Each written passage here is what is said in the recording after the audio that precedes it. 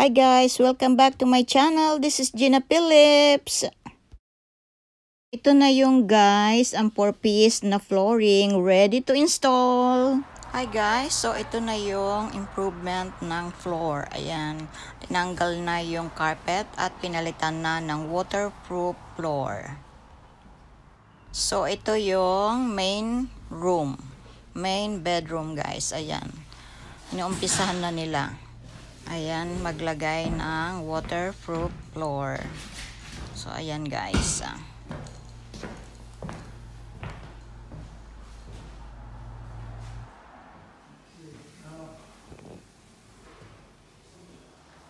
Ito naman yung second bedroom. Ayan, ito yung magiging room ng anak ko.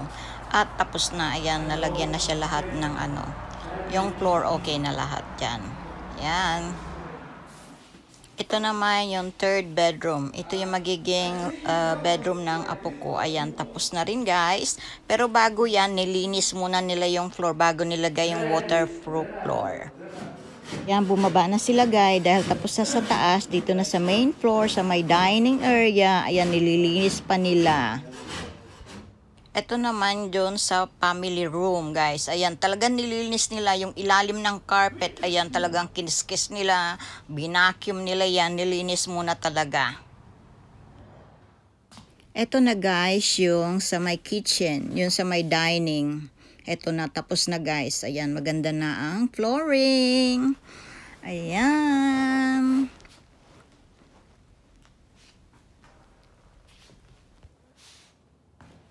So this one is the front door, hallway, and family room. It's done also. So, and they do this guys for 2 days only.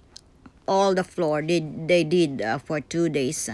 I think last week on April. Yeah.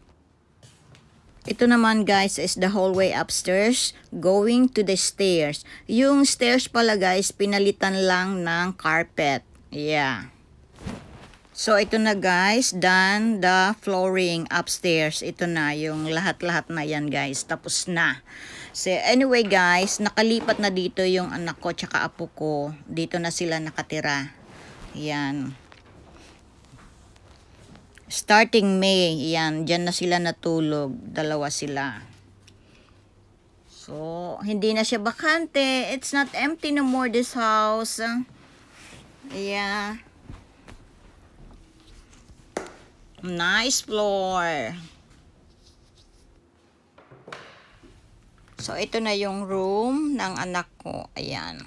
Nilinis niya na. Ayan. Okay na yan. Basta malinis yung floor. Maganda yung floor. Yeah, pwede nang tirahan. Ito naman, main bedroom. Yan. Pero, done na rin yung floor niya, diba? Pero, magiging empty pa rin siya kasi hindi naman kami lilipat dito ng asawa ko. Kaya, empty pa rin siya. Yeah. So, yun lang guys. Thank you so much.